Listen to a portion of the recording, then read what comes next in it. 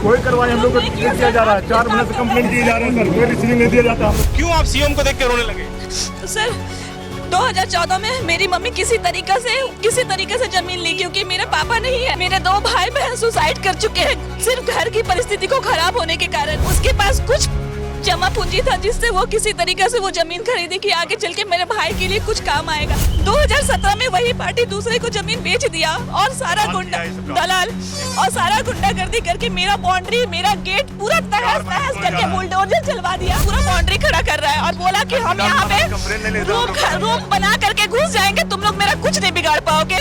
और सर ये अकेले है, इसके साथ एक आदमी भी कोई नहीं है। मजबूरन हमको टाटा से यहाँ आना पड़ा इसका साथ देने के लिए, और हम हर दिन यहाँ रह नहीं सकते। मेरा एक छोटा बेटा है जिसको अकेले हम वहाँ छोड़ कर आए हैं सर।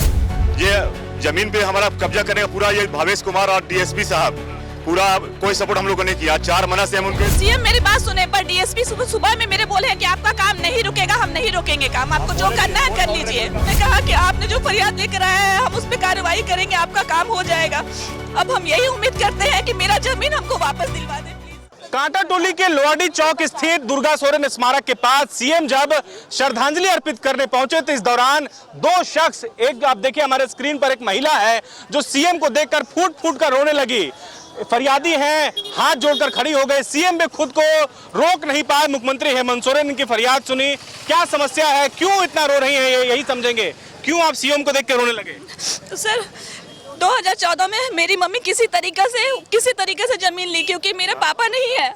मेरे 2 भाई बहन सुसाइड कर चुके हैं सिर्फ घर की परिस्थिति को खराब होने के कारण। उसके पास कुछ जमा पूंजी था जिससे वो किसी तरीके से वो जमीन खरीदी कि आगे चल के मेरे भाई के लिए कुछ काम आएगा। लेकिन उसके बावजूद 2017 में वही पार्टी दूसरे को जमीन बेच दिया और सारा गुंडा दलाल और सारा गुंडागर्दी करके मेरा बाउंड्री, मेरा गेट पूरा तहस नहस करके बुलडोजर चलवा दिया और उस पे सारा सामान अपना गिरा के आज पूरा बाउंड्री खड़ा कर रहा है और बोला कि हम यहाँ पे रूम बना करके घुस जाएंगे, तुम लोग मेरा कुछ नहीं बिगाड़ पाओगे।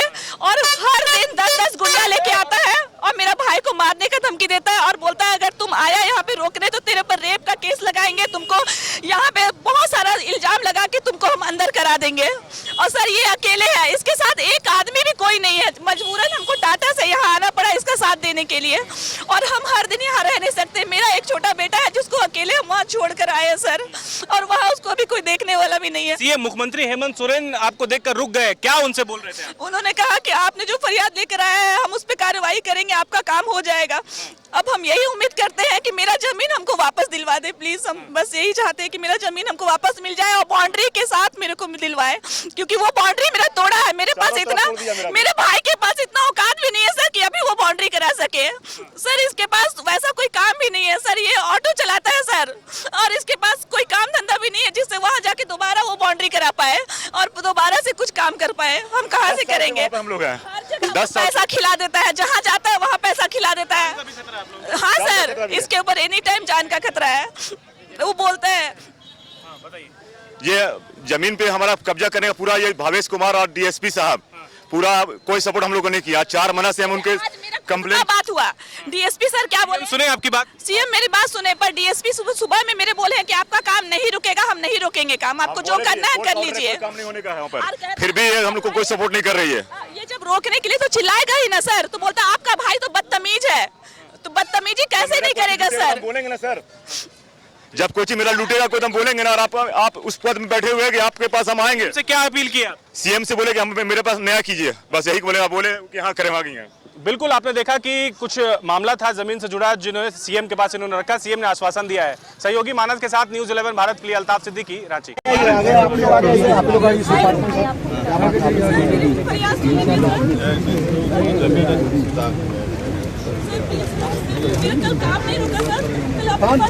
कोई करवाई हम लोग को किया जा रहा है, 4 महीने से कंप्लेंट किए जा रहे हैं सर, कोई रिसीविंग नहीं दिया जाता हम लोग का।